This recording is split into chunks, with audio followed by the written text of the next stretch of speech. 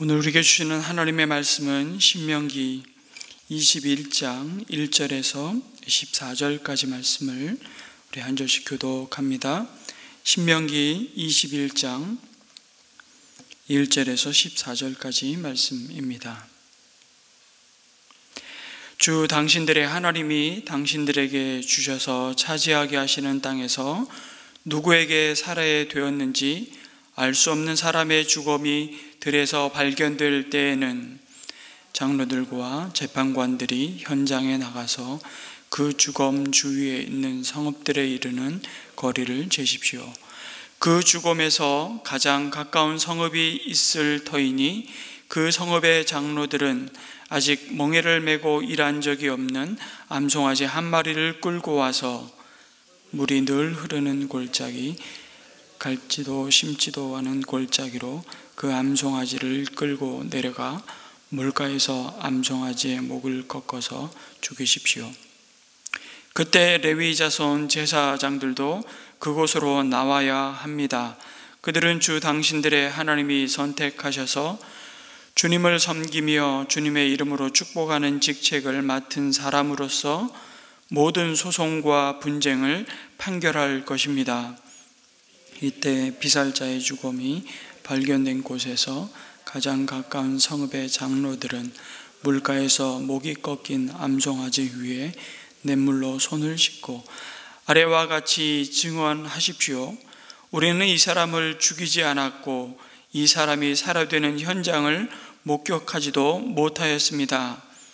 주님께서 속량하셔 주신 주님의 백성 이스라엘의 죄를 사하여 주시고 주님의 백성 이스라엘 사람에게 무죄한 사람을 죽인 살인죄를 지우지 말아 주십시오. 이렇게 하면 그들은 살인의 책임을 벗게 됩니다.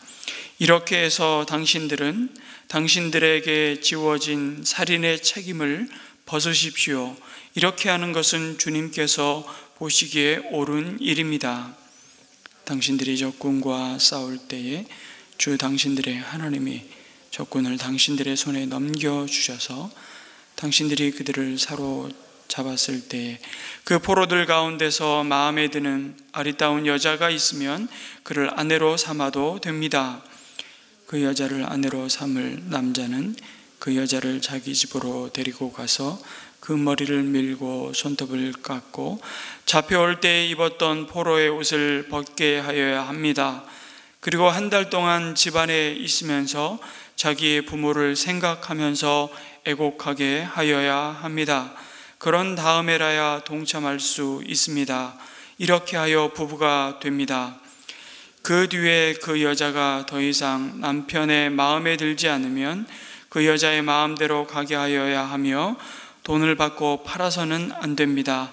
남편이 그 여자를 욕보였으므로 종으로 팔아서는 안 됩니다. 아멘.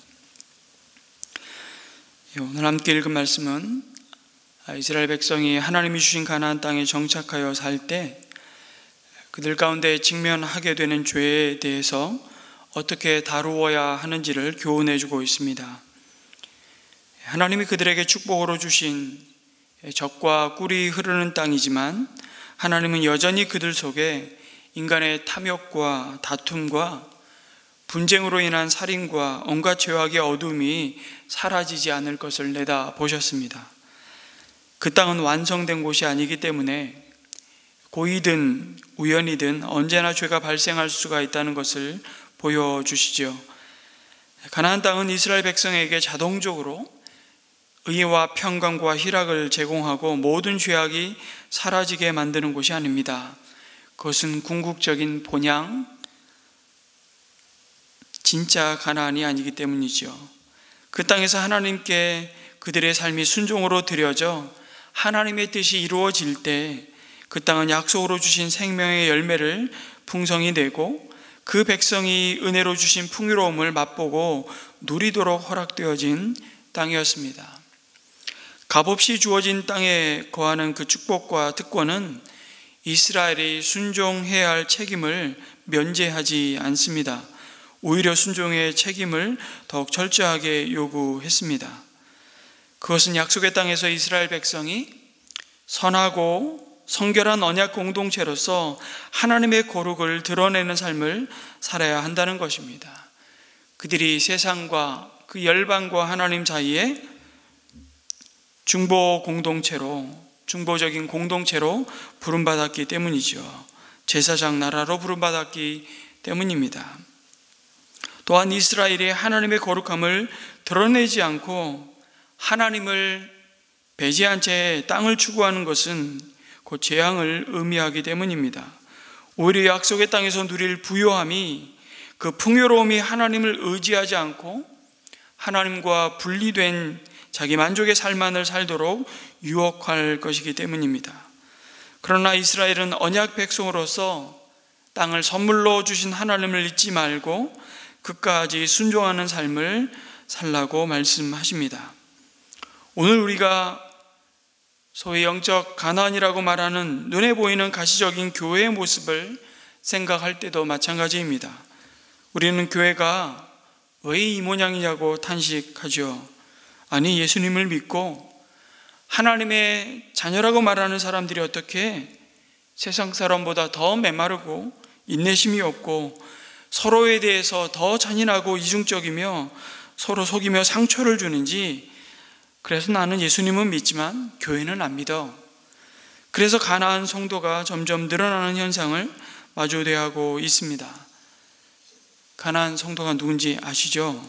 가나안을 거꾸로 하면 안 나가, 그 성도를 말하는 겁니다. 소위 무교회주의자들입니다. 제도권 교회에 신물이 났다는 겁니다. 그래서 정말 그들이 말하는 대항 공동체를 찾아서 또 다른 가나안 땅을 찾아서 교회를 떠나는 성도들이 점점 늘어나가고 있습니다. 그런데 여러분, 교회는 죄인들이 모인 곳입니다. 여전히 공사 중인 흉측한 사람들이 모인 공동체라는 사실을 잊으면 실족하는 것이죠. 여러분, 공사 중인 건물 얼마나 흉측해 보입니까? 성도들의 모임인 교회가 그럼에도 희망인 것은 그들이 더 이상 죄가 없거나 죄를 짓지 않아서가 아닙니다. 그 죄를 그냥 덮어버리고 못 본 척하고 지나가는 것이 아니라 하나님이 주신 진리를 따라 아프지만 드러내며 다뤄가기 때문이죠.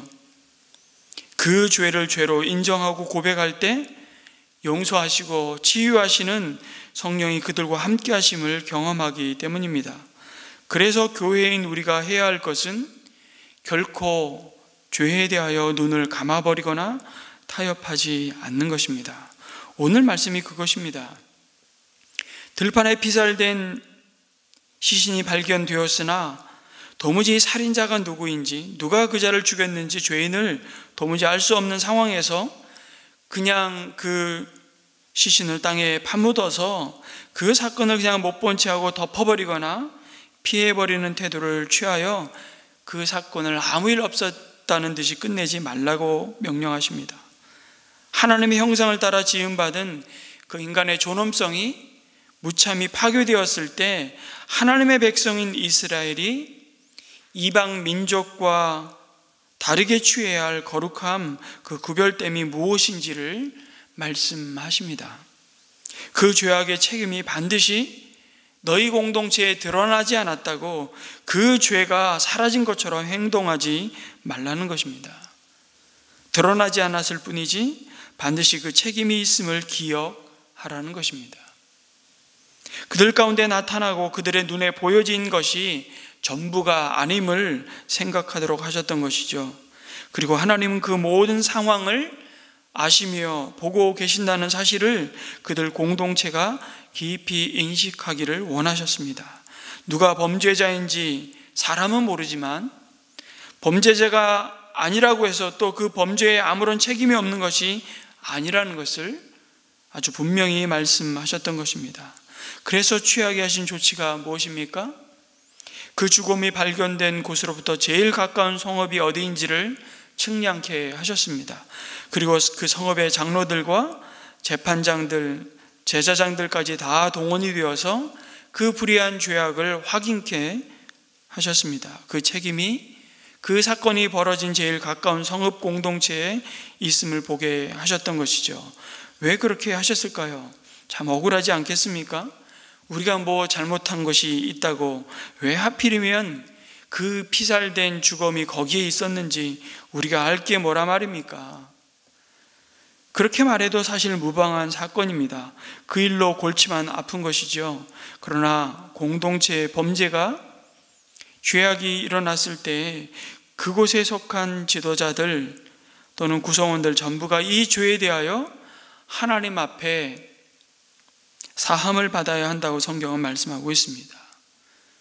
무죄한 피를 주의 백성 이스라엘 중에 머물러 두지 말라고 말씀하시고 죄를 너희 중에서 제할지니라고 말씀하시는 것입니다. 범죄가 발생하면 그 죄를 저지른 것으로만 죄를 묻는 것이 아니라 그 죄가 일어난 공동체 전체의 책임을 물으셨다는 겁니다. 이 부분이 오늘 우리 시대에 와서는 굉장히 약화되었죠. 개인주의화 되면서 우리는 어떤 범죄에 대하여 고발을 하거나 개입을 하거나 증언을 하는 일들에서 전부 떠나가 버리고 말았습니다. 내가 그 죄를 짓지 않으면 그만이라는 이 개인주의 사회가 되어 자기가 속한 사회, 우리 시대의 책임들, 성경이 요구하는 책임들에 대하여 무관심한 자가 점점 되어가고 있습니다. 어떤 면에서 이것은 등불을 켜서 말 아래에 두지 아니하고 등경 위에 두는 것과 같은 존재로, 아니 그 존재로 이미 우리를 부르시고 세상의 소금이라고 말씀하신 그 부름의 목적을 상실한 교회의 모습이기도 합니다. 이 세상의 어둠을 밝히라는 그 거룩한 빛으로 부르신 사명을 저버리는 그냥 성도로 부름받은 자의 책임이 나 혼자 정결하고 죄에 범함이 없으면 다 되는 것이라는 그 성도의 경건을 지극히 개인 윤리의 문제로 축소시켜 버렸습니다. 그러나 사람의 생명과 존엄에 관련된 일은 참 세심하게, 그리고 아무리 책임 소재가 분명하지 않더라도 대충 일을 마무리하지 않도록 하셨습니다. 그리고 그것은 개인의 책임으로만 끝날 일이 아님을 이미 3500여 년 전에 하나님은 말씀하셨던 것이죠. 여러분, 고대 근동에서 사람 하나 죽는 건 눈 하나 깜짝하지 않던 때였습니다. 그만큼 생명 존중이 무시되던 시대였다는 것입니다. 그냥 덮어버리면 그만입니다. 그 유가족이 슬퍼하든 말든 힘으로 누르고 넘겨버리면 끝인 것이죠. 오늘 시대도 얼마나 그런 미제 사건들이 얼마나 많습니까? 그런데 하나님이 주신 율법은 절대 그냥 넘어가지 않습니다. 다시 보면 피살된 곳으로부터 사방에 있는 성읍들의 거리를 재라고 하시잖아요. 대충 눈대중으로 감으로 해서 우리 성읍이 가깝다, 너희 성읍이 더 가깝다 다투고 책임을 서로에게 전가하려고 하는 태도로 애초부터 막아버리십니다. 이러한 책임은 그 살인의 범인이 어쩌면 가장 가까운 성읍의 사람일 가능성이 높다는 개연성에서 비롯된 것일 수 있습니다. 아니, 그런 억측이 어디 있습니까 싶을 것입니다. 살해당한 주검이 발견된 장소에서 가장 가깝다는 이유로 성읍 주민들이 범죄자 취급당하는 것 같아 억울할 수도 있습니다. 그럼에도 불구하고 이 일을 얼마나 하나님 앞에서 책임감 있게 다루어야 하는지를 보여주십니다. 그 성읍의 모든 장로들, 재판관, 제사장들이 동원됩니다. 장로와 재판장은 그 사회에서 가장 높은 위치에 있는 자들 아닙니까? 영향이 있는 자리에 앉은 자들입니다. 여러분, 이스라엘 주변국들, 가나안 족속들, 억울한 죽음을 마치 개죽음처럼 무시하는 분위기이지만 이스라엘은 지도자층이 나서서 리더들이 수습을 하도록 하셨던 것입니다. 하나님의 형상대로 지음받은 생명을 철저하게 존중히 여기는 사회를 만들고자 하셨던 것입니다. 하나님의 백성들은 세상과 달라야 한다는 것이죠. 그리고 아직 부리지도 않고 멍에를 매보지도 않은 암송아지를 취하게 하십니다. 그리고 물이 항상 흐르고 개간을 하지 않고 골짜기를 찾아야 했습니다. 이게 그렇게 쉬운 일일까요? 그 건조한 준 사막과도 같은 땅에서 항상 물이 흐르는 골짜기를 찾으려면 자기 성읍 근처가 아닐 수도 있었습니다. 그리고 그 암송아지를 그 골짜기로 끌고 가서 목을 꺾고 그 성읍 장로들이 그 머리 위에서 손을 씻어야 했습니다. 얼마나 귀찮은 일입니까? 내가 잘못한 일도 아닌데 이러한 수고를 철저히 요구하셨습니다. 거듭 말씀드리지만 생명을 가볍게 취급하지 않도록 하신 것이죠. 그리고 하나님의 형상이 누군가에 의해 훼손되었을 때 하나님은 그 죄가 그 땅 가운데 심각한 열매를 가져올 수 있음을 아셨습니다. 그래서 그 살인의 죄로부터 자신의 성읍이 하나님 앞에 정결하다는 것을 확인하고 그 죄가 하나님이 주신 약속의 땅과 백성의 삶에 악하고 부정적인 영향을 미칠 수 없게 하셨던 겁니다. 누가 사람을 죽인 범인인가를 밝히는 것도 중요하지만 이것은 동시에 한 공동체의 범죄가 일어나면 그 죄가 자리를 잡고 거기에 뿌리를 내리고 열매를 맺지 못하도록 하라는 거룩한 책임을 묻고 있는 겁니다. 나는 그 죄에 관여한 바도 없고 아무런 책임질 일이 없는데 내가 왜 그런 일에 나서야 되고 책임을 지냐고 말할 수 있을지 모릅니다.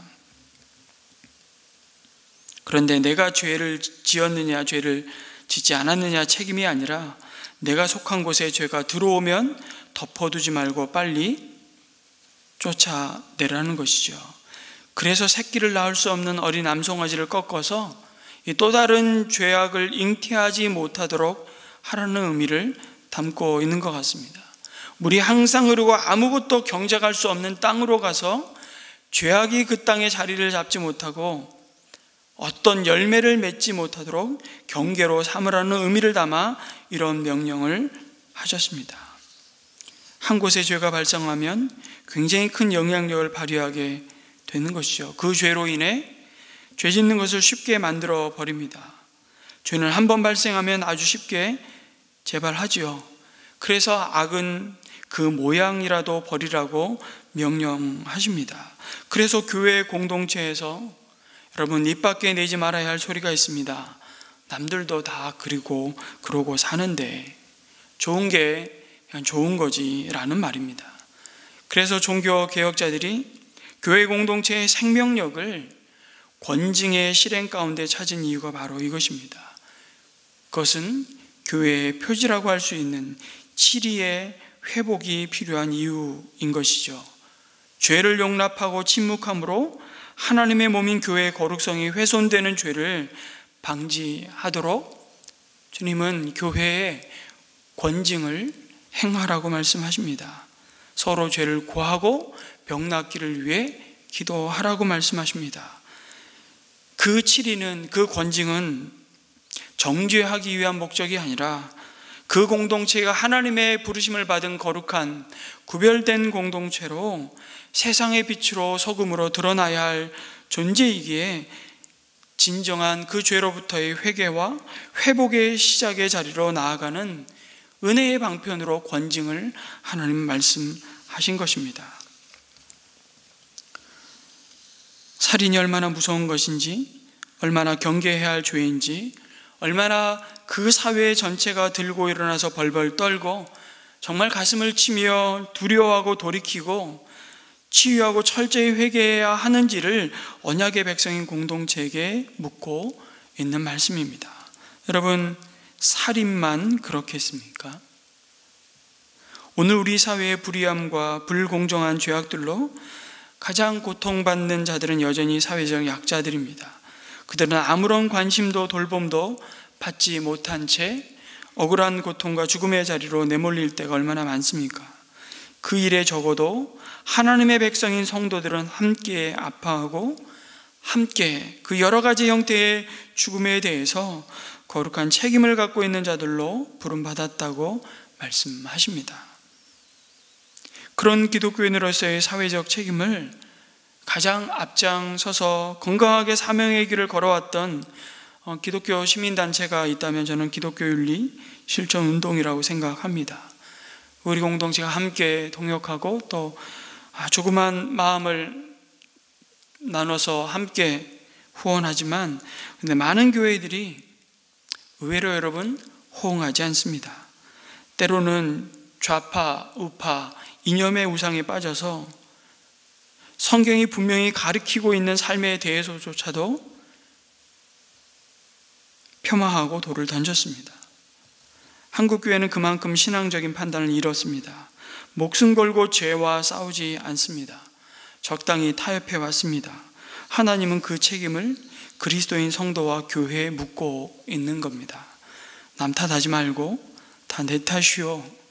억울한 죽음의 자리에서 고통받는 자들을 향한 그 주님의 긍휼의 마음과 구체적인 섬김이 곧 우리가 속한 공동체와 사회를 그래도 악으로 더 깊은 악의 수렁으로 치닫게 만들지 않을 것이라고 말씀하십니다. 하나님이 다스리시는 하나님의 나라가 임하게 하는 구루터기와 같은 역할이라고 말씀하십니다. 그 부르심이 교회의 정체성이라고 말씀하시죠. 여러분, 우리의 마음속에, 우리의 삶 속에 저와 여러분이 속한 이 공동체와 세상 속에 얼마나 많이 주님의 거룩한 빛을 드러내야 하는 책임을 우리가 유기하고 외면하고 있는지, 그 죄와 부패와 하나님을 외면한 것들에 우리의 많은 부분들이 무너져 있음을 이 아침 돌아보면서 오늘 하루도 세상 관습을 따라 살지 않기로 결단하고, 때로는 손해보고 세상에서 조롱을 받더라도 하나님의 그 말씀을 따라 하나님의 나라가 우리의 삶에 주며 몸된 교회에 임하기를 소망하면서 이 말씀의 거울 앞에 다시 한번 우리의 부르신 그 삶의 사명을 붙잡는 은혜가 있으시기를 주님의 이름으로 축복합니다. 이 소망을 담아서 우리가 함께 오늘 특별히 수요일 이 나라와 이 민족을 위해서 기도하는 또 요일이기도 합니다. 이 땅에 주님의 공의와 정의가 강같이 하수같이 흘러가기를, 그 일에 세상에 어두운 세상의 빛으로 우리를 부르신, 소금으로 부르신 부르심 앞에 우리가 믿음으로 또 순종하며 세상으로부터 불러냄을 받은 자임과 동시에 또 세상으로 보냄을 받은 자로 우리를 두신 그 자리에서 하나님의 그 진리의 빛을 비추고 하나님의 공의가 우리의 삶 가운데, 또 불의함이 하나님의 공의 가운데 밝히 드러나고 그것이 치유되고 회복되는 이 일에 우리의 삶이 크고 크든 작든 드러나지 않든 드러나든 그 부르신 자리에서 그 하나님의 소금이 되고 진리의 빛이 되게 해달라고 기도했으면 좋겠고요. 우리 여름 단기 봉사팀을 위해서, 우리 선교사님들을 위해서 또 함께 기도해 주시고 6월 17일에 있을 예수 영접 모임을 위해서 함께 중보해 주시고 개인의 기도를 이어가도록 하겠습니다. 기도합니다.